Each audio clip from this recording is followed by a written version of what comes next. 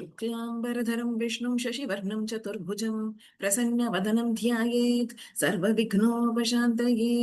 श्रुतिस्मृतिपुराणानाम् आलयं करुणालयं नमामि भगवत्पादशङ्करं लोकशङ्करं। शङ्करं शङ्कराचार्यं केशवं बादरायणं सूत्रभाष्यकृतौ वन्दे भगवन्तौ पुनः पुनः। सदाशिवसमारम्भां शङ्कराचार्यमध्यमाम् अस्मदाचार्यपर्यन्तां वन्दे गुरुपरम्पराम्। अपारकरुणासिन्धुं ज्ञानदं शान्तरूपिणं श्रीचन्द्रशेखरगुरुं प्रणमामि मुदान्वहम्। தென்னாடுடைய பெரியவா போற்றி, எந்நாட்டவர்க்கும் இறைவா போற்றி. சர்வஜ்ஞா சர்வவியாபி மகா பெரியவா சரணம். மாயப்பிறப்பருக்கும் மகா பெரியவா அடி போற்றி போற்றி. ஜெய ஜெய சங்கர ஹர ஹர சங்கர ஜெய ஜெய சங்கர ஹர ஹர சங்கர ஜெய ஜெய சங்கர ஹர ஹர சங்கர. எல்லாருக்கும் நமஸ்காரம். நம்ம போன கிளாஸ்ல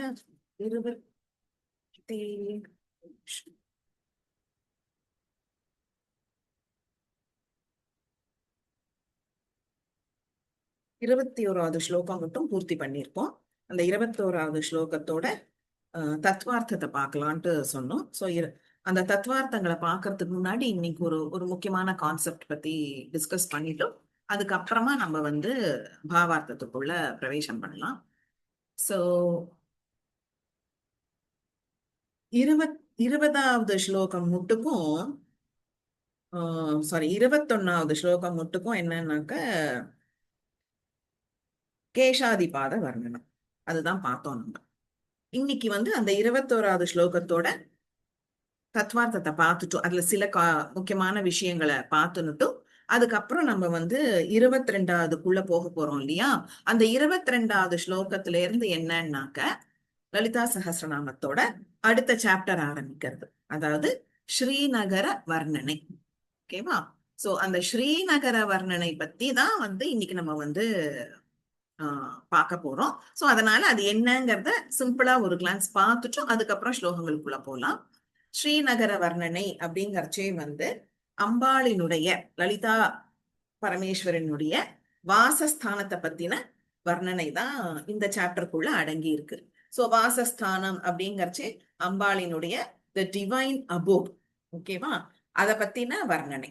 அப்போ அவ எங்க வாசம் பண்றா, அந்த வாசமானது எப்பேற்பட்டது, அந்த வாசஸ்தலமானது எப்பேற்பட்டது, அந்த வாசஸ்தலத்துல அவ எப்படி அமர்ந்துட்டு இருக்கா அப்படிங்கறதெல்லாம் தான் இன்னைக்கு நம்ம பார்க்க போறோம்.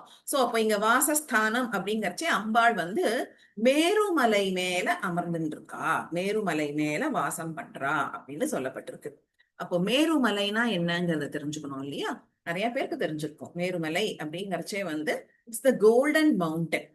ஓகே, கோல்டன் மவுண்டன் அப்படிங்கறச்சே தங்கமயமான ஒரு மலை, அதுதான் Merumalai. So the Merumalai is supposed to be the center point of this whole universe. ஓகேவா? சோ இது எப்படின்னு கேட்டாக்க, இப்போ அந்த மலையை நம்ம பார்க்க முடியுமான்னு கேட்டா பார்க்க முடியாது. ஓகே, சோ ஜென்ரலா இந்த மேருமலை அப்படிங்கறச்சே ஒரு 3 விதமான புரிதல் நமக்கு வேணும். ஓகே, அந்த புரிதல் என்ன அப்படின்னாக்க, ஒரு மேருமலை என்ன அப்படின்னா it is beyond mount Kailash. நம்ம கைலாஷ் கூட ஆக்சுவல் கைலாசத்தை சேவிக்க முடியாது. இன்னைக்கு இருக்கிற கைலாசத்துக்கு எத்தனை பேர் போக முடியும்னு தெரியல. நிறைய கைலாசத்தை தரிசனம் பண்ணவா இருக்கா பட் எல்லாருக்கும் அது பாசிபிளான்னு கேட்டா அதுக்கு ஒரு தனி அனுகிரகம் வேணும். சோ ஆக்சுவலி அந்த கைலாசத்தை தாண்டி மேருமலை இருக்கிறதா ஒரு ஐதிஹ்யம். நெக்ஸ்ட் பார்த்தேன்னாக்க, நம்மளுடைய இந்த பிசிக்கல் பாடியே ஒரு மேருமலை அப்படின்ட்டு பிலாசபிக்கல் கான்செப்ட் ஒண்ணு. மூணாவதா பார்த்தேன்னாக்க, it is a mountain that which is invisible.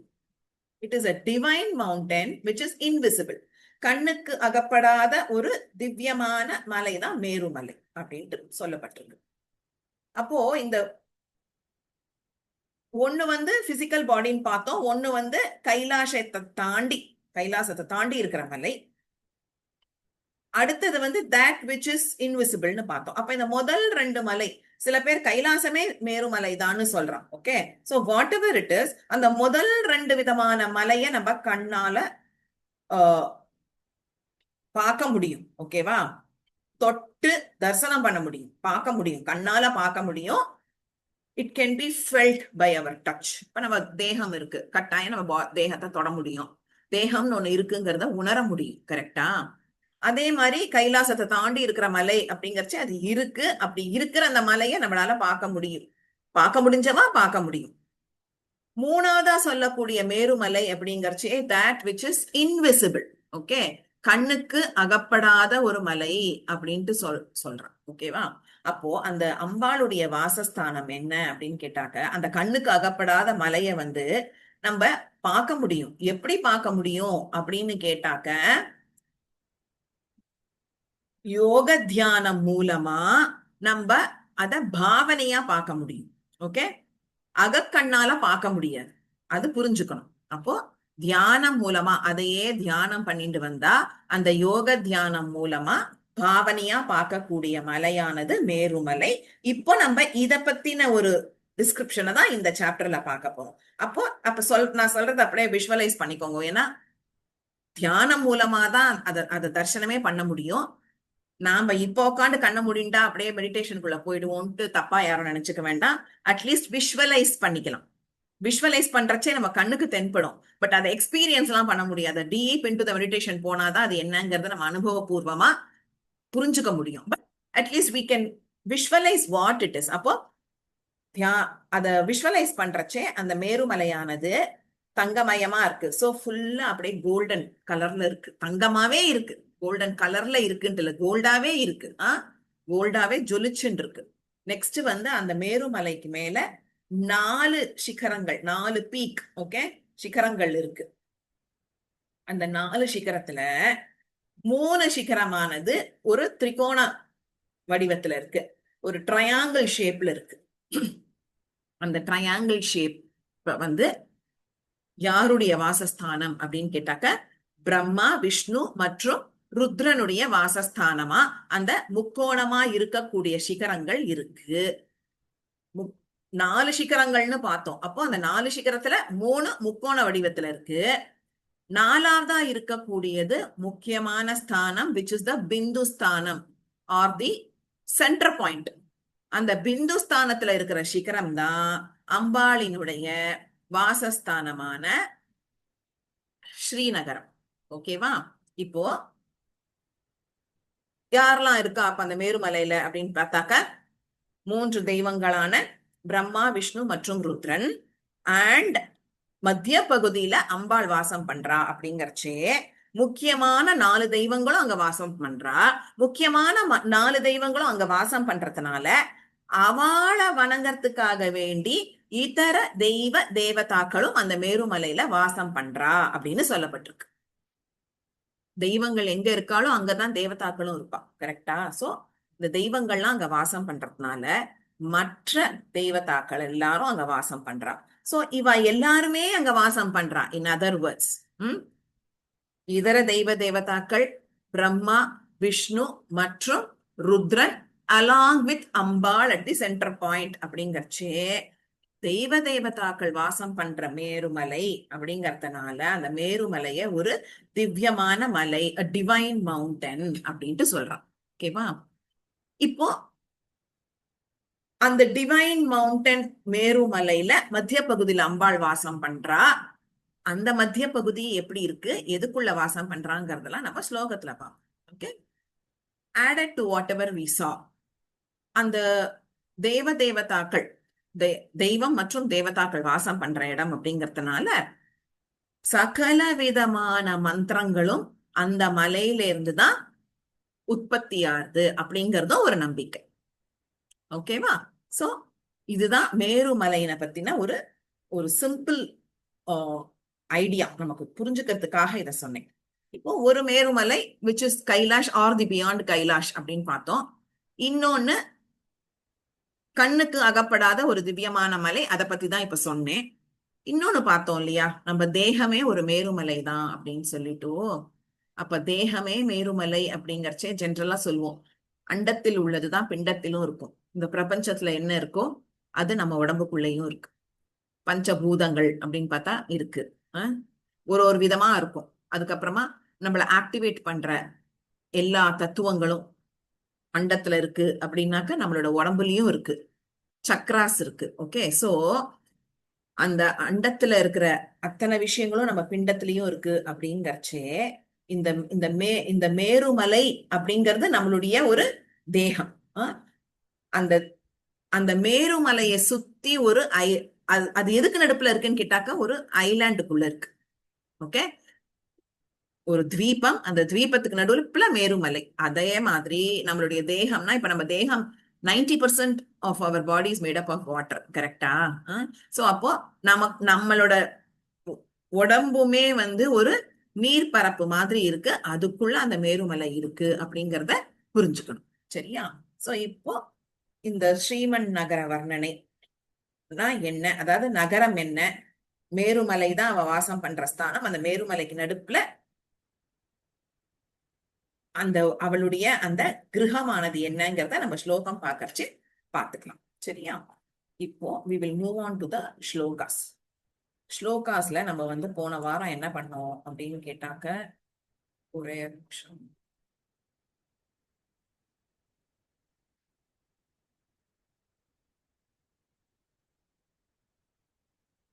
கடைசி 2 நாமாவோட அந்த தத்வார்த்தத்தை மட்டும் பார்த்துட்டு அதுக்கப்புறம் அடுத்த ஸ்லோகத்துக்கு போயிடலாம். சோ எந்த ஸ்லோகத்தோட நாமா அப்படின்னு கேட்டாக்க 21வது ஸ்லோகமான சர்வாருணானவத்யாங்கி சர்வாபரணபூஷிதா சிவகாமேஸ்வராங்கஸ்தா சிவா ஸ்வாதீன வல்லபா. இது அர்த்தம் பார்த்தோம். கடைசி 2 நாமா சிவா ஸ்வாதீன வல்லபா, இந்த 2 நாமாவுக்கான தத்வார்த்தங்களை மட்டும் பார்த்துட்டு அடுத்த ஸ்லோகத்துக்கு போலாம். அப்போ சிவா அப்படின்னாக்க சிவ சிவா. சிவ அப்படின்னா மங்களகரமாக இருப்பவன். சிவா அப்படின்னா மங்களகரமாக இருப்பவள். So the concept of Shiva is Shiva is Shiva அப்படின்ட்டு ஃபர்ஸ்ட் புரிஞ்சுக்கணும். So she is the better half of Shiva. Shiva is the better half, okay, of Shiva, of Shiva. ஓகேவா? இப்போ பெட்டர் ஹாஃப் அப்படின்னு ஜஸ்ட் மேலோட்டமா புரிஞ்சுக்கிறத விட she is inseparable from Shiva. இங்க நம்ம சாதாரணமா தமிழ்ல சொல்றச்சே சிவன் சிவா சிவா அப்படின்னு சொல்லுவோம். ஆக்சுவலி சிவானா அம்பாள், சிவ அப்படின்னா தான் சிவன். ஓகேவா? அப்போ சிவனோட ஐக்கியமாகி இருப்பவள், சிவனிடத்திலிருந்து பிரிக்க முடியாதவளாக இருப்பவள் தான் சிவா அப்படின்ட்டு சொல்றோம். சிவன் அப்படிங்கிறவன் மங்களங்களை அனுகிரகம் பண்றான். அதே மாதிரி இவ என்ன பண்றா? மங்களங்களை அனுகிரகம் பண்றவளாக இருக்கா. சோ சிவ சிவா அப்படிங்கறச்சே இவ 2 பேருக்குமே டிஃபரன்ஸ் பார்க்க முடியாது. டிஃபரன்ஸ் இல்லாத 2 பேரும் ஒருத்தரோட ஒருத்தர் ஐக்கியமாகி இருக்கா அப்படிங்கறத புரிஞ்சுக்கணும். ஓகேவா? நெக்ஸ்ட் இப்போ இப்போ அதை எப்படி புரிஞ்சுக்கணும் அப்படின்னு கேட்டாக்க, சிவன் அப்படிங்கிறவன் மோக்ஷம் அப்படின்னு புரிஞ்சுண்டா, சிவா அப்படிங்கிறவ அந்த மோக்ஷத்தை அனுகிரகம் பண்றவ. ஓகே, இன்னும் சிம்பிளர் டேர்ம்ஸ்ல புரிஞ்சுக்கணும் அப்படின்னாக்க, இப்ப விளக்கு வெளிச்சம். ஓகே, விளக்குங்கிறது என்ன? இங்க மோக்ஷம் ஆகிய சிவன். வெளிச்சம்ங்கிறது என்ன? அந்த மோக்ஷத்தை அனுகிரகம் பண்ணக்கூடிய சிவா. சோ அதுதான் சிவன் சிவாவுக்குள்ள இருக்கிற அந்த கனெக்ஷன். அடுத்தது ஸ்வாதீன வல்லபா அப்படிங்கிற நாமாவை பார்த்தோம். சோ ஸ்வாதீன அப்படிங்கறச்சே ஸ்வ பிளஸ் அதீன அப்படிங்கிறது தான் ஸ்வாதீன. ஆக்சுவலி ஸ்வாதீன அப்படின்னாக்க who is not dependent on others, who depends on their on, அதாவது she who depends on her own self. அதுதான் மீனிங் ஆக்சுவலி. ஓகே, சுவாதீனங்கிற வேர்டு நாமாவுக்கான அர்த்தம் இல்ல. சுவாதீன அப்படின்னா யாரு தன்னைத்தானே நம்புறாளோ அவளை சுவாதீனன்னு சொல்லுவோம். இப்போ இங்க வந்து என்னன்னு கேட்டாக்க இங்க அர்த்தம் என்ன, அண்ட் ஆல்சோ சுவாதீனங்கிற நாமாவுக்கு ஆக்சுவல் டைரக்ட் மீனிங்கே the one who has control over her husband. ஓகேவா?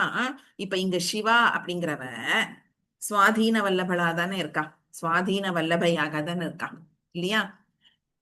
சிவனுடைய அந்த இச்சைய பூர்த்தி பண்ற இச்சா சக்தியாக இருக்கா, சிவனுடைய சங்கல்பத்தை பூர்த்தி பண்ற இச்சா சக்தியாக இங்க சிவா இருக்கா. அதனால அவ சுவாதீன வல்லபா அப்படின்ட்டு அப்படிங்கிற ஒரு நாமம். ஓகேவா?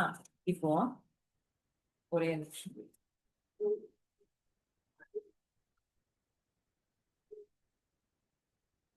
S. So the one who controls her husband அப்படிங்கறச்சே, கண்ட்ரோல்னா அப்படியே முரட்டுத்தனமா ஒரு செல்ஃபிஷ்னஸோட கண்ட்ரோல் பண்ற அர்த்தம் புரிஞ்சுக்க கூடாது. சிவன் என்ன ஆசைப்படுறாரோ, என்ன சங்கல்பிச்சுட்டு இருக்காரோ அந்த சங்கல்பத்தை பூர்த்தி பண்றதுக்காக வேண்டி அந்த சிவனை தன்னோட வசத்துல வச்சிருக்கிறவ தான் சுவாதீன வல்லபா அப்படிங்கிற அந்த நாமம். இது ஹைலைட் பண்ற மாதிரி இத நான் சொன்னேனான்னு தெரியல போன கிளாஸ்ல. சௌந்தரலஹரி ரெஃபரன்ஸ்க்கு வந்து சௌந்தரலஹரியோட முதல் ஸ்லோகமே சிவசக்தியா யுக்தோ யதி பவத சக்தः பிரபவித்தும் ந சேதேவம் தேவோ ந खलु குஷல ஸ்பந்தித்துமபி அத்தஸ்த்வாமாராத்யாம் ஹரிஹர விரிஞ்சாதிபிரபி பிரணந்தும் ஸ்தோத்தும் வா கதமகிருத புண்ணிய பிரபவதி அப்படிங்கிற ஆச்சாரியார் என்ன சொல்றார் அப்படின்னு கேட்டாக்க, யாரு புண்ணியம் பண்ணியிருக்காளோ அவ மட்டும்தான் அந்த அம்பாளை பிரணந்தும் ஸ்தோத்தம் நமஸ்காரம் பண்ணவோ இல்ல ஸ்தோத்திரம் பாடவோ முடியும் அப்படிங்கிறார்.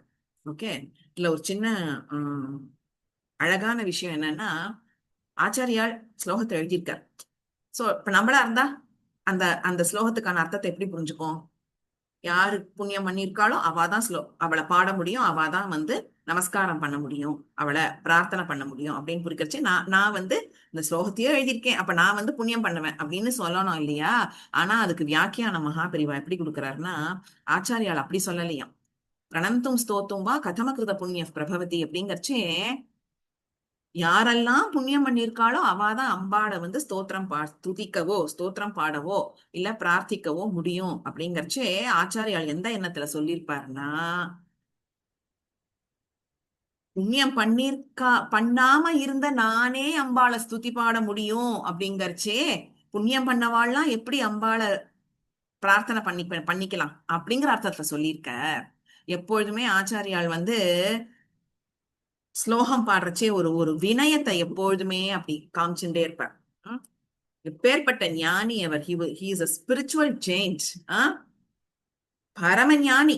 ஆனா நான் ஞானஸ்தன் அப்படிங்கிற ஒரு எண்ணம் அவர் இடத்துல வரல. ஜென்ரலா அந்த மாதிரி ஒரு எண்ணம் வந்துடுறதுனாலே அவ ஞானி கிடையாது, அவ இடத்துல அஜ்ஞானம் இருக்குன்னு தான் அர்த்தம். இவர் பரம ஞானியா இருக்கிறதுனால அவர்கிட்ட எப்பொழுதுமே ஒரு ஹம்பிள்னஸ் இருக்கும், ஒரு தன்னடக்கம் இருக்கும். அப்போ என்ன சொல்ற, ஒண்ணுமே பண்ணாத நானே அம்பாளை இப்படி ஸ்துதி பாடுறச்சே, புண்ணியம் பண்ணவாள்லாம் எப்படி இருக்கலாம் அப்படிங்கிற அர்த்தத்துல சொல்றாரு வியாக்கியானம்.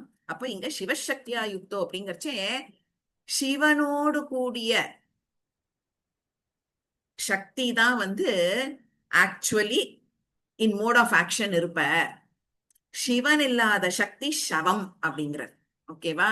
சவம்னா நம்ம லிட்ரல் மீனிங்ல அப்படி புரிஞ்சுக்க கூடாது. உயிர் இல்லாத ஒருத்தர் அப்படிங்கன்னா அவர் யோக நிலையிலேயே இருப்பார். சக்தி வந்து அவரை தட்டி எழுப்பி உனக்குள்ள சக்தி இருக்கு, உனக்குள்ள எனர்ஜி இருக்கு, சிருஷ்டி பண்ற எனர்ஜி இருக்கு அப்படின்ட்டு அந்த அவருடைய சக்திய அவரை உணரச் செய்தாதான் சிவனானவர் தன்னோட வேலைகளை பார்ப்பார். அப்போ சிவனோடு கூடிய சக்திக்கு தான் வேல்யூ ஜாஸ்தி. ஓகே, அப்ப இங்க என்ன எப்படி இருக்கா சிவா சிவா வந்து சிவனை கண்ட்ரோல் பண்றவளா இருக்கா. உன்னால முடியும், நீ பண்ணு அப்படின்ட்டு அவருக்குள்ள இருக்கிற அந்த சக்தியை தட்டி எழுப்புற இல்லையா? அதே மாதிரி மத்தவா எல்லாருமே அவாவா அத்தஸ்துவாம் ஆராத்தியம் ஹரிஹர விரிஞ்சாதிபிரபி, ஹரிஹரன் மற்றும் பிரம்மன் எல்லாமே அவளை வணங்கினாதான், அவ தன்னோட வேலைகளை பண்ண முடியும். அவ அனுகிரகம் இல்லாம அவளால ஒரு அணு கூட அசைக்க முடியாதுங்கிறத இங்க சொல்றச்சே, சிவனை மட்டும் இல்ல, இருக்கிற எல்லா தெய்வ தேவதாக்களையும் அவ கண்ட்ரோல் பண்றா. பிரதானமா சிவனை கண்ட்ரோல் பண்றதுனால சிவா ஸ்வாதீன வல்லபா அப்படிங்கிற நாமம். இப்போ அடுத்த ஸ்லோகம் 22வது ஸ்லோகம். சுமேரு மத்திய ஸ்ருங்கஸ்தா ஸ்ரீமன் நகர நாயிகா சிந்தாமணி கிருஹாந்தஸ்தா பஞ்ச பிரம்மாசனஸ்திதா. நான் ஏற்கனவே சொன்ன மாதிரி இந்த பாராகிராஃப்ல இருந்து ஸ்ரீநகர வர்ணனை அப்படிங்கிற ஒரு பாகம், அப்படிங்கிற ஒரு அத்தியாயம், அப்படிங்கிற ஒரு சாப்டர் ஆரம்பமாகுது. இப்ப இதுல ஒரு ஒரு சின்ன நோட்டபிள் விஷயம் என்ன அப்படின்னு கேட்டாக்க, இதுக்கு முந்தின லைன்லயே வந்து முந்தின ஸ்லோகத்திலேயே என்ன சொல்லியிருக்கா அப்படின்னாக்க, சிவகாமேஸ்வராங்கஸ்தா அப்படின்ட்டு சொல்லியிருக்கா. அப்ப அந்த சிவகாமேஸ்வராங்கஸ்தாக்கு என்ன அர்த்தம் பார்த்தோம்?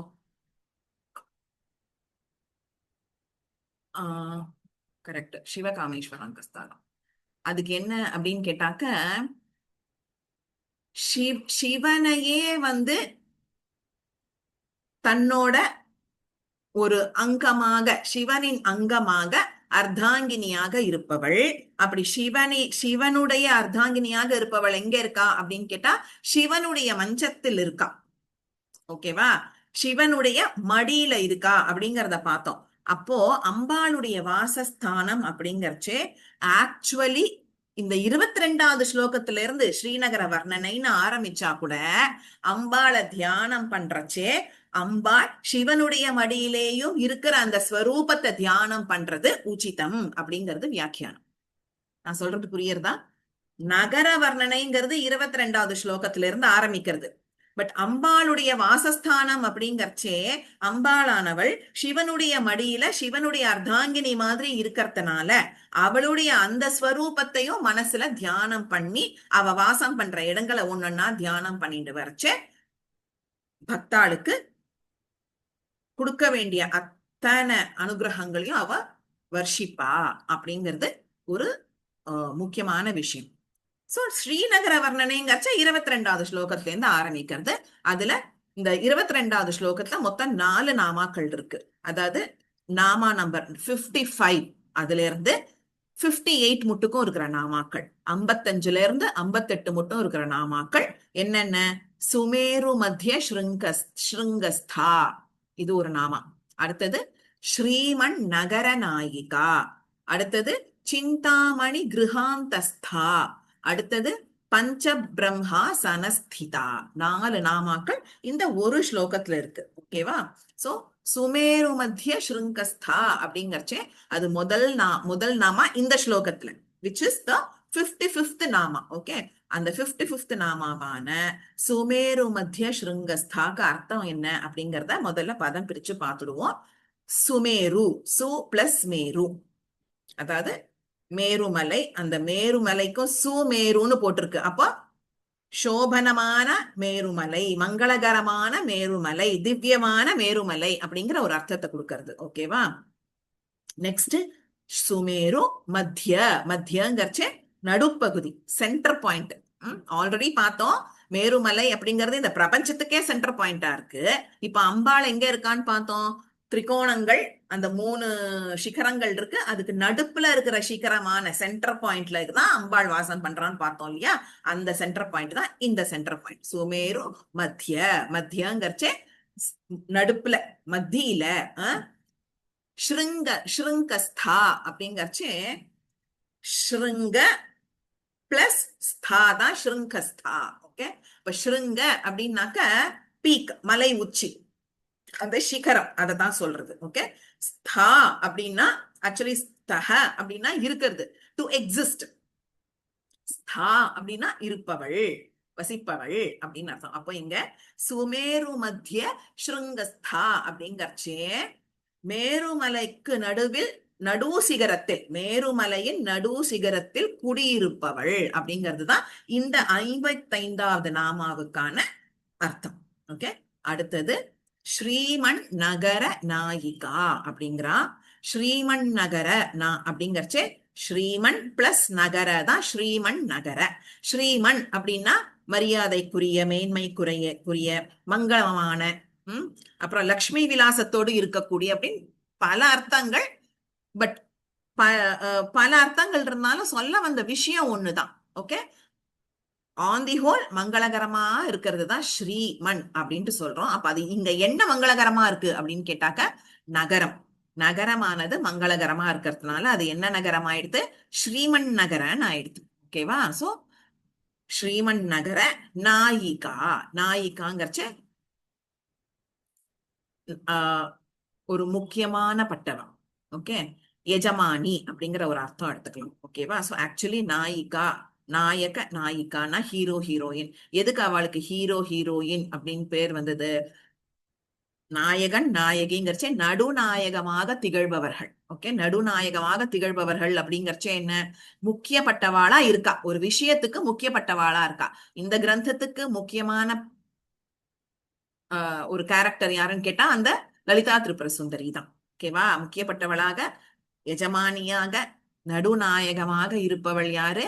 லலிதா திரிபுர சுந்தரி. அப்போ இங்க நாயிகா அப்படிங்கறச்ச எஜமானி இல்லைன்னா அரசி, குவீன் அப்படின்னு கூட எடுத்துக்கலாம். ஓகே, அப்போ ஸ்ரீமன் நகர நாயிகா அப்படிங்கறச்ச லக்ஷ்மி விலாசத்தோடு இருக்கக்கூடிய ஸ்ரீநகரத்தின் நாயகியாக இருப்பவள் அப்படிங்கிறது தான் நாமாவுக்கான அர்த்தம்.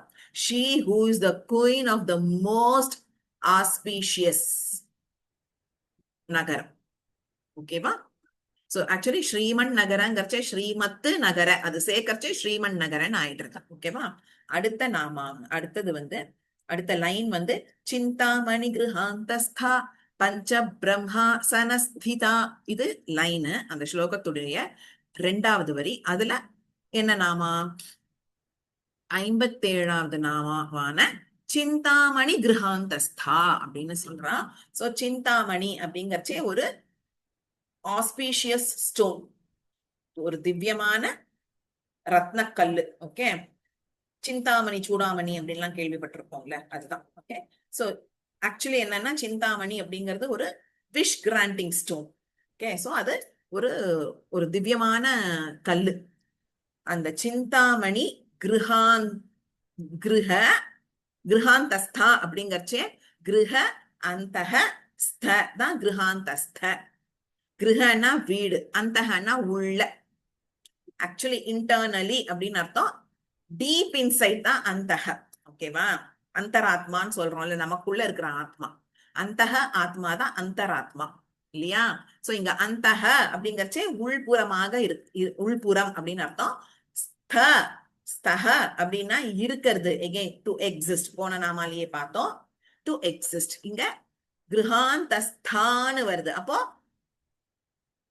சிந்தாமணிங்கிற அந்த கிரகத்துக்கு உட்புறமாக இருப்பவள்.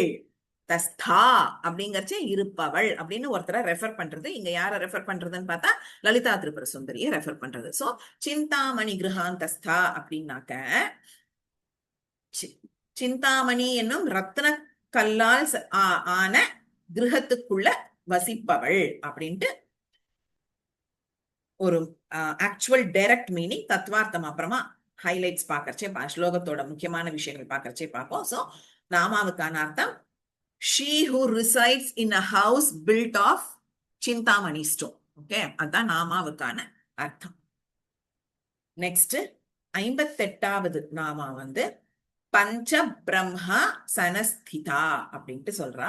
எல்லா இடத்துலயும் ஸ்திதா, ஸ்தா அப்படிலாம் வருது. சோ ஸ்த தாத்து அப்படின்னு பார்த்தேன்னாக்கா சம்ஸ்கிருதத்துல டு எக்ஸிஸ்ட், அந்த ஸ்தால இருந்து தான் எல்லா வார்த்தைகளும் நிறுவி வருது. ஓகேவா? அப்ப இங்க பஞ்ச பிரம்மா சனஸ்திதா அப்படிங்கறச்சே, பஞ்ச அப்படின்னா நமக்கு தெரிஞ்சதுதான் 5ன்னு அர்த்தம். பிரம்மாசன அப்படின்னாக்க ஆக்சுவலா டைரக்ட் மீனிங், மேலோட்டமான மீனிங் அப்படின்னு பாக்கறச்சே இது ஒரு தலைமை பதவி. அந்த தலைமை பதவிக்கு உண்டான ஆசனத்துல பிரம்மாசனம், சிம்ஹாசனம். ஓகேவா? ஆக்சுவலி சிம்ஹாசனத்துக்கு ஆதி காலத்துல நிருபாசனம்னு தான் பேராம். நிருப அப்படின்னா ராஜா, ராஜாக்கள் உட்காரக்கூடிய ஆசனம் நிருபாசனம். நிருசிம்ம அவதாரத்துக்கு அப்புறம்தான் அதுக்கு சிம்ஹாசனம்னே பேர் வந்தது அப்படின்ட்டு நிருசிம்மர் சரித்திரத்தை வியாக்கியானம் பண்றவாள்லாம் வந்து சொல்லி கேட்டதுண்டு. சோ அந்த பிரம்மாசனம் அப்படிங்கறச்சே ஒரு தலைமை பகுதிய வகிக்கிறவா அந்த ஆசனத்துல உட்கார்றா. அப்போ சிம்ஹாசனம், த்ரோன் அப்படின்னு வச்சுக்கலாம். அடுத்தது ஸ்திதா அப்படின்னா எகெயின் இருக்கிறது, டு எக்ஸிஸ்ட். அப்போ பஞ்ச பிரம்மாசன ஸ்திதா அப்படின்னாக்க பஞ்ச பிரம்மாசனத்தில் அமர்ந்து இருப்பவள், the one who sits on a seat made of 5 BrahMos. Okay, அந்த பஞ்ச பிரம்மம்னா என்னங்கிறத பார்ப்போம் நம்ம. ஓகேவா, முதல்ல இத பார்த்துடலாம். அதுக்கப்புறமா வந்து ஸ்லோ நாமாவுக்கான பதம் பிரிச்சு அர்த்தத்தை பார்த்துட்டோம், தத்துவார்த்தங்களை பிடிக்கும். சோ பஞ்ச பிரம்மா சனஸ்திதா, இதுதான் வந்து ஸ்லோகத்தினுடைய டைரக்ட் மீனிங். சுமேரு மத்திய ஸ்ருங்கஸ்தா ஸ்ரீமன் நகரநாயிகா சிந்தாமணி கிருஹாந்தஸ்தா பஞ்ச பிரம்மாசனஸ்திதா. இப்போ தத்துவார்த்தங்களை பார்க்கறச்சே, இப்ப இந்த ஸ்லோகத்துல 4 55 56 57 58 4 நாமாக்கள் இருந்தது. சுமேரு மத்திய ஸ்ருங்கஸ்தாங்கிறது 55வது நாமமான அந்த மேருமலையின் நடு சிகரத்தில் குடியிருப்பவள் அப்படிங்கிற அந்த நாமாவுக்கான அர்த்தம். தத்துவார்த்தம் என்ன அப்படின்னு கேட்டாக்க, நம்ம ஆல்ரெடி மேருமலையை பத்தி பார்த்துட்டோம் இல்லையா? ஸ்ரீநகர வர்ணனை அப்படிங்கறச்சே அந்த கான்செப்ட பார்த்துட்டோம். சோ திவ்யமான தங்கமயமான அந்த தெய்வ தேவதாக்கள் வாசம் பண்ற இடத்துல 4 சிகரங்கள், அந்த 4 சிகரங்கள்ல 3 சிகரங்கள் முக்கோண வடிவத்துல இருக்கு. அந்த முக்கோண வடிவத்துல பிரம்மா விஷ்ணு சிவன் ஆகியோர் அங்க குடிக்கொண்டிருக்கா. அந்த 3 முக்கோண சிகரங்களுக்கு நடு பிந்துவாக, சென்டர் பாயிண்டாக இந்த அவளுடைய வாசஸ்தானம் இருக்கு அப்படிங்கறதுதான் இந்த சுமேரு மத்திய ஸ்ருங்கஸ்தா அப்படிங்கறச்சே. அடுத்தது வந்து இந்த அடுத்தது வந்து ஸ்ரீமன் நகர நாயிகா. ஓகேவா? சோ அந்த நகரத்துக்கு உண்டான நாயகியா இந்த லலிதா திரிபுர சுந்தரி இருக்கா அப்படிங்கறச்சே, இங்க புரிஞ்சுக்க வேண்டிய விஷயம் என்ன அப்படின்னு கேட்டாக்க, அம்பாள் வந்து அம்பாளுக்கு 2 வாசஸ்தானம். ஓகே, ஒண்ணு வந்து இந்த மேருமலைக்கு மத்திய பகுதியில இருக்கிற மத்திய சென்டர் பாயிண்ட்ல இருக்கிற அந்த சிகரம். ஓகே, சோ ஒரு வாசஸ்தானம் எங்க ஆயிடுறது? மேருமலைங்கிறது தான் அவளுடைய முதல் வாசஸ்தானம். அடுத்தது என்ன அப்படின்னு கேட்டாக்க, அமிர்தக்கடலுக்கு நடுவுலயும் இருக்கா.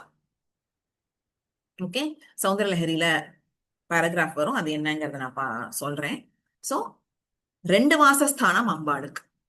ஓகே, இப்ப இந்த வாசஸ்தானம் அப்படிங்கறச்சே ஸ்ரீநகரம் அப்படின்னு சொல்றோம். ஓகே, ஸ்ரீநகரம் அப்படிங்கறத வந்து ஸ்ரீவித்யா நகரம் அப்படிங்கறதும் நம்ம புரிஞ்சுக்கணும். ஓகே, சோ அம்பாளே வாசம் பண்ற இடம். நெக்ஸ்ட் அம்பாள் ஸ்ரீ சக்கரத்திலயும் வாசம் பண்ணிட்டு இருக்கா. கரெக்டா? சோ ஸ்ரீ சக்கரத்துல வாசம் பண்ணிட்டு இருக்கிறவதான் ஸ்ரீவித்யா. அந்த ஸ்ரீவித்யாவோட நகரம் தான் ஸ்ரீவித்யா நகரம், which is nothing but the ஸ்ரீநகரம். ஓகேவா?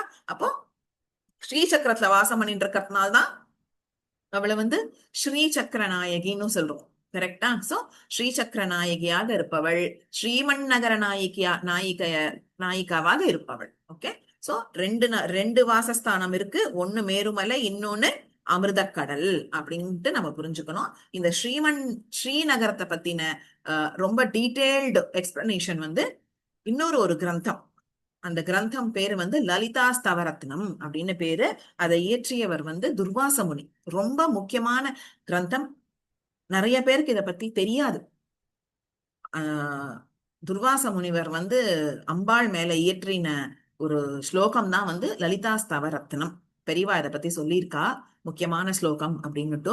அந்த ஸ்லோகத்துல அம்பாளினுடைய இந்த ஸ்ரீநகர வர்ணனை வந்து இன்னும் டீப்பா சொல்லப்பட்டிருக்கு. நம்ம நார்மலி அம்பாளுடைய ஸ்லோகம் அப்படின்னா எல்லாருக்குமே எடுத்தது சட்டுன்னு ஞாபகத்துக்கு வருது வந்து லலிதா சஹஸ்ரநாமம், அப்புறமா சௌந்தரலஹரி, அதுக்கப்புறம் மூக பஞ்சசக்தி. இது 3 ரொம்ப பிரபல்யமா நம்ம கேள்விப்பட்டிருப்போம். அப்புறம் குட்டி குட்டி ஸ்லோகங்கள் அப்படிங்கறச்சே வந்து இப்ப சியாமலா தண்டகம் இருக்கு, அஷ்டகங்கள் எவ்வளவோ இருக்கு. ராஜராஜேஸ்வரி அஷ்டகம், அன்னபூர்ணா அஷ்டகம், லலிதா பஞ்சகம், என்ன எவ்வளவோ ஸ்லோகங்கள் இருக்கு. பட் இந்த லலிதா ஸ்தவரத்னம் பத்தி ரொம்பவே வந்து இது ரொம்ப இப்போ நம்ம மக்களிடையே பிரபலம் ஆகலைன்னா கூட இது ரொம்ப ஒரு முக்கியமான கிரந்தம், முக்கியமான ஸ்தோத்திரம் அப்படின்ட்டு மகாபெரிவாலும் சொல்லியிருக்கா. சோ அதுல வந்து இந்த ஸ்ரீநகரத்தினுடைய வர்ணனை வந்து ரொம்ப டீட்டெயில்டா துர்வாச முனிவர் எக்ஸ்பிளைன் பண்ணியிருக்கார். ஸ்ரீநகரம் அப்படிங்கறச்சே அம்பாள் வாசம் பண்ற அந்த மேருமலை அண்ட் ஆல்சோ அந்த சுதாசாக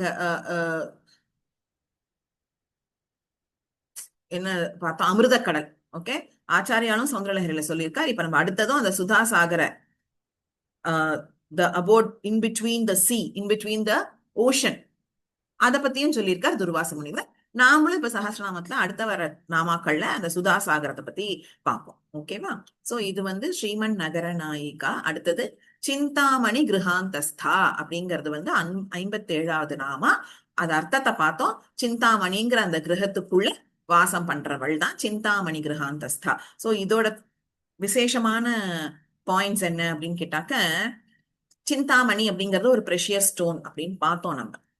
it is not why it is very precious கேட்டா, because it is a divine stone. Why it is a divine stone, ஏன் அது ஒரு தெய்வீகமான கல்லு அப்படின்னு கேட்டாக்க, ஆசைகளை பூர்த்தி பண்ணக்கூடிய கல்லு, அதுதான் சிந்தாமணி. ஓகேவா? ஆசைகளை பூர்த்தி பண்றதுனால அது ஒரு திவ்யமான மணி ஆயிடுறது. சோ இட் இட் அது நமக்கெல்லாம் கிடைக்குமான்னு கேட்டா நாட் பாசிபிள். சோ தேவலோகத்துல இருக்கக்கூடிய ஒரு அற்புதமான ஆசைகளை பூர்த்தி பண்ணக்கூடிய கல்லாக அந்த சிந்தாமணி கல்லு இருக்கு. அப்பேற்பட்ட அந்த சிந்தாமணியால செய்யப்பட்ட ஒரு கிரகத்துல, அந்த கிரகத்துக்குள்ள அவ வாசம் பண்றாங்கிறது தான் நாமாவுக்கான அர்த்தம். தத்வார்த்தம் என்ன அப்படின்னு பார்த்தாக்க, சிந்தாமணி அப்படின்னு பார்க்கிறோம். சோ சிந்தா அப்படின்னா சித்த அப்படின்னு ஒரு அர்த்தம் எடுத்துக்கலாம். இன்னொன்னு சிந்தானா கவலை அப்படின்னு கூட புரிஞ்சுக்கலாம். முதல்ல சித்த அப்படிங்கறச்சே அந்த எண்ணம், சித்தனாக்க எண்ணங்கள். ஓகேவா? இல்லைன்னா ஆசைகள். ரெண்டுமே அர்த்தம் ஆப்டா. அப்போ எண்ணங்கள் அப்படிங்கறச்சே, எண்ணங்கள் எனும் ரத்ன கல்லால கட்டப்பட்ட வீடு அப்படின்னு நம்ம புரிஞ்சுக்கிறோம்னு வச்சுக்கோங்க தத்துவார்த்தத்துல.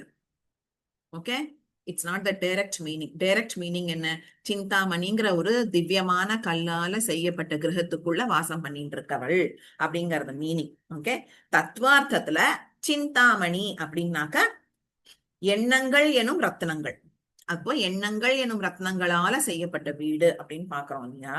அப்போ இந்த எண்ணங்கள் அப்படிங்கறச்சே நம்ம எல்லாருடைய எண்ணத்திலயும் அவன் வாசம் பண்றாங்கறச்சே இந்த இந்த உலகம் பூரா இருக்கா. நம்மளோட தாட்ஸ் வந்து எல்லா இடத்துலயும் நம்ம தாட்ஸே பரவி இருக்கு. கரெக்டா? நான் இப்ப இங்க உக்காந்துட்டு அப்படியே ஒரு இமேஜினரி வேர்ல்டுக்குள்ள போனேன்னா, நான் வந்து யூஎஸ் போலாம், யூகே போலாம், எங்க வேணா போலாம், செங்கல்பட்டு போலாம், எங்க வேணா போலாம். ஓகே, சோ என்னோட எண்ணத்தினால நான் எங்க வேணா டிராவல் பண்ணலாம். சோ விச் மீன்ஸ் என்னோட தாட்ஸ் அப்படிங்கறச்சே எல்லா இடத்துலயும் பரவி இருக்கு. அதே மாதிரி நம்மளோட தாட்ஸே எல்லா இடத்துலயும் பரவி இருக்குங்கிறச்சே, அம்பாளுடைய எண்ணங்கள் அப்படிங்கறச்சே அப்ப அது எப்படி இருக்கும்? சர்வ வியாபியா இருக்கும். எல்லா இடத்துலயும் நிரம்பி இருக்கும், எல்லா இடத்துலயும் பரவி இருக்கும். சோ சர்வ வியாபியாக அவளுடைய எண்ணங்கள் பரவி இருக்கச்சே, அந்த எண்ணங்களை எல்லாம், இப்ப எண்ணங்கள்னா ஆசை அப்படிங்கிற ஒரு அர்த்தத்தையும் நான் சொன்னேன் இல்லையா? அப்போ எண்ணங்களாக ஆசைகளாக பரவி இருக்கா அப்படிங்கறச்சே, நம்மளுடைய ஆசைகள் எல்லாத்தையும் பூர்த்தி பண்றவ அப்படின்ட்டு ஒரு அர்த்தம் எடுத்துக்கலாம். ஓகேவா? சோ இது வந்து தத்வார்த்தம் தான். Okay, it's not the direct meaning. Direct meaning வந்து அவளுடைய அந்த நகர வர்ணனை தான். அந்த நகரத்துல அவளுடைய வீடு எப்பேற்பட்டதா இருக்குன்னு கேட்டாக்க, சிந்தாமணி கற்களால செய்யப்பட்ட ஒரு வீட்டுல அவ வாசம் பண்ணிட்டு இருக்கா அப்படிங்கிறது தான் வந்து அர்த்தம். இப்ப எண்ணங்களாக அவ இருக்கா அப்படிங்கறச்சே, அந்த சிந்தாமணி கிரகம் தான் it's the origin of all desires. அம்பாளே காமாட்சியாக இருக்கா. காமம் அப்படின்னா ஆசை, இச்சை. அப்போ இச்சைகளை கொடுக்கக்கூடியவளாக இருக்கா, எண்ணங்களை கொடுக்கக்கூடியவளாக இருக்காங்கச்சே, அவளுடைய வாசஸ்தானத்துல இருந்துதான் அந்த எண்ணங்கள்லாம் உருவாருது. இட் இஸ் த அதோட அந்த நம்ம எண்ணங்களோட ஒரிஜின் எங்கேந்து அப்படின்னு கேட்டாக்கா, எங்கேந்து ஒரிஜினேட் ஆகுது அப்படின்னு கேட்டாக்க, அவளுடைய அந்த சிந்தாமணி கிரகத்துல இருந்தான். இது ஒரு தத்துவார்த்தம். சிந்தா அப்படின்னா கவலை அப்படின்னு புரிஞ்சுக்கலாம்னு பாக்கறச்சே நம்ம கவலைகளை போக்கக்கூடியவளாக இருக்கா அப்படிங்கறதும் ஒரு தத்துவார்த்தம். ஓகே, அடுத்த நாமா பஞ்ச பிரம்மா சனஸ்திதா, 58வது நாமம். அந்த பஞ்ச பிரம்மா சனஸ்திதா அப்படிங்கறதோட டைரக்ட் மீனிங் என்னன்னு பார்த்தீங்கன்னாக்க, பஞ்ச பிரம்மாசனத்தில் அமர்ந்து இருப்பவள், the one who sits on the 5 பஞ்ச பிரம்மாஸ். ஓகே, இதுதான் டைரக்ட் அர்த்தம். இப்போ இந்த பஞ்ச பிரம்மம்னா என்ன அப்படிங்கறத நம்ம புரிஞ்சுக்கணும்ல, அப்பதான் தத்துவார்த்தத்தை புரிஞ்சுக்க முடியும். இப்ப பஞ்ச பிரம்மம் அப்படிங்கறச்சே it differs from place to place, context to context. Okay, so ஜென்ரலா பஞ்ச பிரம்மம் அப்படின்னு கேட்டாக்க பஞ்சபூதங்கள் அத சொல்லுவோம். பஞ்சபூதங்கள் எடுத்துட்டோம்னாக்க என்னது? நீர், நிலம், ஆகாசம், வாயு, பூமி. 5 எலிமெண்ட்ஸ், 5 எலிமெண்ட்ஸ். ஓகேவா? அடுத்தது பார்த்தேன்னாக்க பஞ்சகிருத்தியம், 5 விதமான தொழில்கள். இது நம்ம ஆல்ரெடி பிகினிங் ஆஃப் த செஷன்ஸ்ல பார்த்தோம். சிருஷ்டி, ஸ்திதி, சம்ஹாரம், திரோபாவம், அனுகிரகம். சிருஷ்டி, ஸ்திதி, சம்ஹாரம் தெரியும் நமக்கு. ஆக்சுவலி இங்க சம்ஹாரம் அப்படிங்கறச்சே அழிக்கிறதுங்கிற அர்த்தத்தை புரிஞ்சுக்க கூடாது. அதை நான் திருப்பி திருப்பி இன்சிஸ்ட் பண்றேன். நீங்களும் அதை நன்னா புரிஞ்சுக்கணும். முடிஞ்சா அடுத்த வர ஜெனரேஷன், உங்காத்துல இருக்கிற அடுத்த ஜெனரேஷனுக்கு புரிய வைக்கணும். சம்ஹாரம் அப்படிங்கறச்சே it is not destruction totally, it is just removal of something, அவ்வளவுதான். ஓகே, டோட்டலி ஒன்னு டெஸ்ட்ராய் ஆயிடுச்சுன்னா அதை திருப்பியும் சிருஷ்டி பண்ண முடியாது. இன்ஸ்டெட் ஒரு விஷயத்தை ரிமூவ் பண்ணோம்னா திருப்பியும் நம்ம அதை கொண்டு வைக்கலாம். கரெக்டா? அப்போ சம்ஹாரம் அப்படிங்கறச்சே it is not destruction, it is the removal. அப்போ சிருஷ்டி, ஸ்திதி, சம்ஹாரம், கிரியேஷன், ப்ரொடெக்ஷன், ரிமூவல், 3 பார்த்தோமா? பஞ்சகிருத்தியல 3. 4வது என்ன? திரோபாவம் அப்படிங்கறச்சே மறைத்தல். 5வது அனுகிரகம். ஓகே, மோட்சத்தை அனுகிரகம் பண்றது. சோ பஞ்சபூதம் அப்படிங்கறச்சே 5 எலிமெண்ட்ஸ பார்த்தோம். பஞ்சகிருத்தியங்கறச்சே 5 விஷயங்கள், 5 வியாபாரங்களை பார்த்தோம், 5 தொழில்களை பார்த்தோம். ஓகேவா? இப்ப இங்க பஞ்ச ஆசனம் அப்படிங்கறச்சே இப்போ இந்த பஞ்ச பிரம்மாவோட கண்டினியூஷன் நம்ம அடுத்து வர நாமாக்கள்லையும் பார்க்க போறோம். அப்புறம் வரும். ஓகேவா? இப்ப இந்த இடத்துல பஞ்ச ஆசனம், பஞ்ச பிரம்மாசனம் அப்படிங்கறச்ச இந்த பஞ்ச 5 பேரா இருக்கிறது யாரு அப்படின்னு கேட்டாக்க, பிரம்மா, விஷ்ணு, ருத்ரன், ஈசன், சதாசிவம். 5 பேரா இருக்கா. 5 தொழில்களை பண்றதுக்கு 5 பேரா இருக்கா. ஓகே, அப்ப இவா 5 பேர்ல 4 பேர் எப்படி இருக்கானாக்கா, இப்ப எகைன் விஷுவலைஸ் பண்ணிக்குவோம். நம்ம ஆல்ரெடி முன்னாடி பார்த்தோம். என்னது? சிவகாமேஸ்வராங்கஸ்தா, சிவனுடைய மடியில அர்த்தாங்கினியாக இருப்பவள். சிவனுடைய மடியையே அவளுடைய மஞ்சமாக வைத்திருப்பவள். மஞ்சம் அப்படின்னா கவுச், கட்டில்.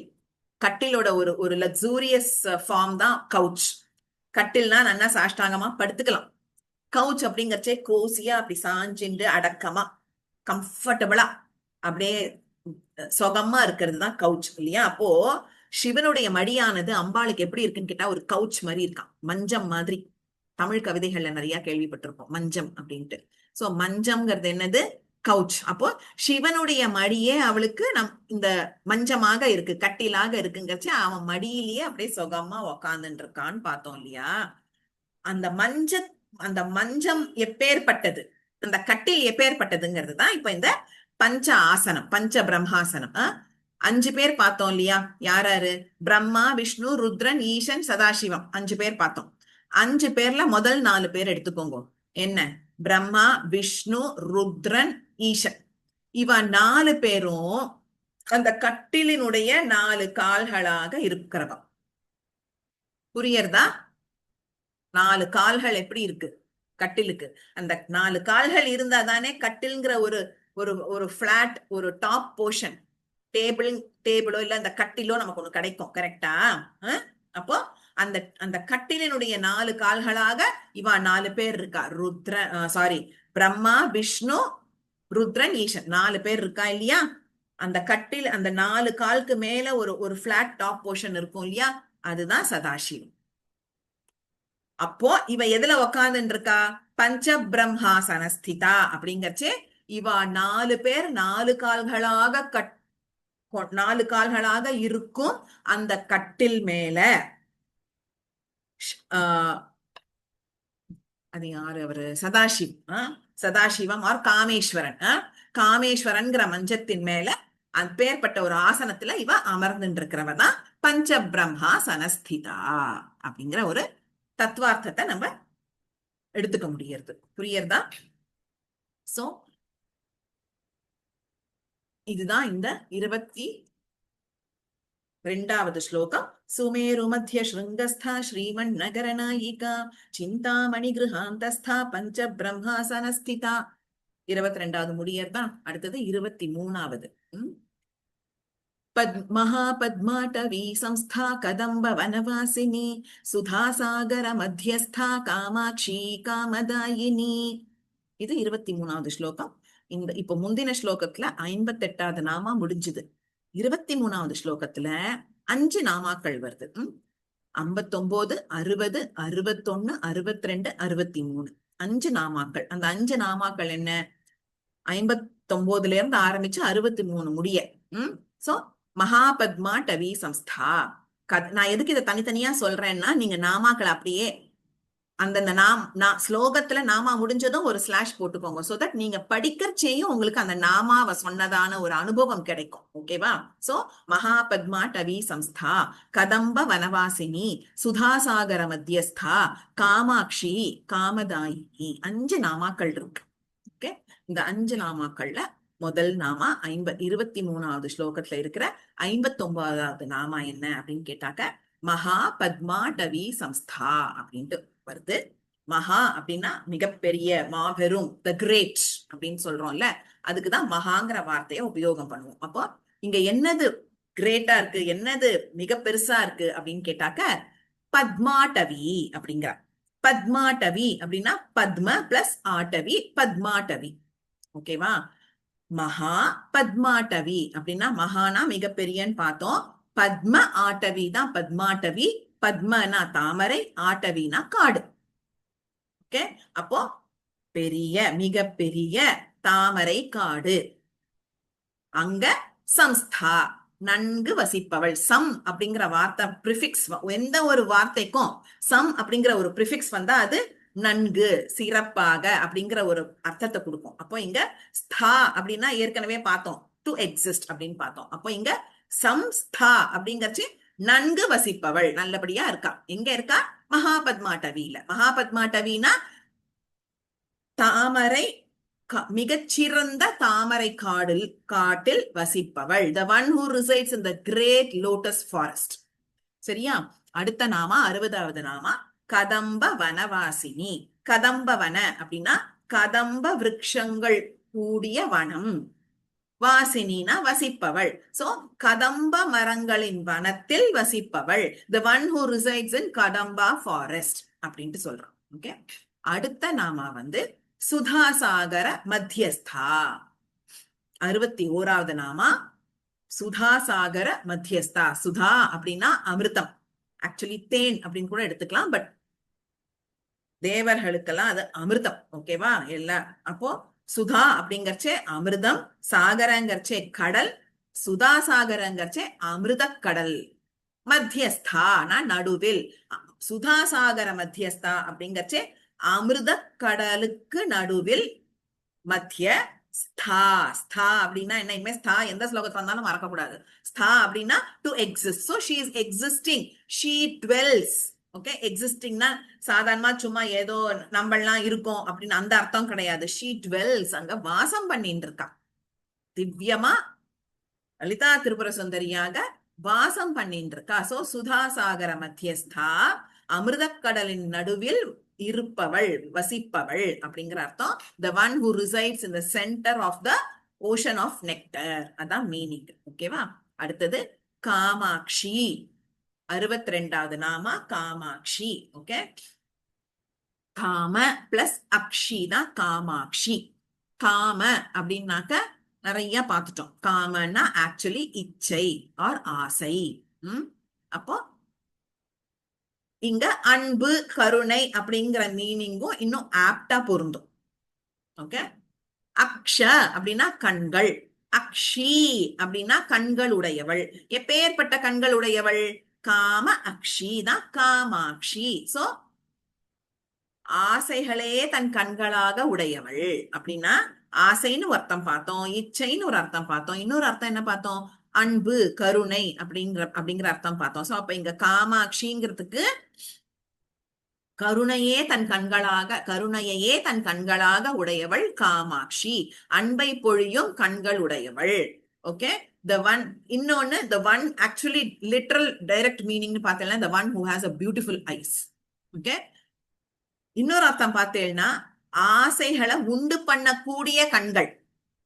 ஆசைங்கிற அர்த்தம் எடுத்துட்டோம்னா காமங்கிற வார்த்தைக்கு ஆசைங்கிற அர்த்தம் எடுத்துட்டோம்னா ஆசைகளை உண்டு பண்ணக்கூடியவள். அன்புங்கிற அர்த்தம் எடுத்துட்டோம்னா அன்பை பொழியக்கூடியவள். கருணைங்கிற அர்த்தம் எடுத்துட்டோம்னா கருணையை பொழியக்கூடியவள். எல்லாமே அம்பாளுக்கு பொருந்தும். ஓகே. சோ காமாட்சி அப்படிங்கறச்சே ஆசைகளை உண்டு பண்ணக்கூடிய கண்கள் உடையவள் அப்படிங்கிறது டைரக்ட் ஆக்சுவல் மீனிங். இன்னும் பல தரப்பட்ட meaning அப்படிங்கறச்சே the one who has a beautiful eyes, the one whose eyes bestows all love and affection அப்படின்னு அர்த்தம் எடுத்துக்கலாம். ஓகே. சோ காமாட்சி காமதாயினி. காமனா மறுபடியும் ஆசை இச்சை அன்பு என்ன அர்த்தம் வேணாலும் எடுத்துக்கலாம். ஓகேவா?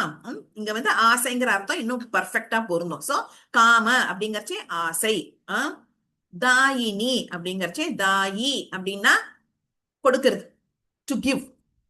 தாயினி அப்படின்னா யார் கொடுக்கிறாளோ அவளை தாயினி ஸ்ரீலிங்கத்துல. ஓகேவா? அப்போ தாயினின்னு கொடுப்பவள். இங்க என்னத்தை கொடுக்கறா?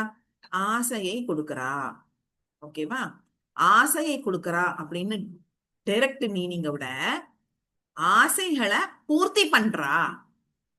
கொடுக்கறான்னா என்ன அர்த்தம்? அதை பூர்த்தி பண்றா. சோ நம்ம என்ன ஆசைப்படுறோமோ அத அனுகிரகம் பண்றவள் தான் அந்த காமாட்சி காமதாயினி.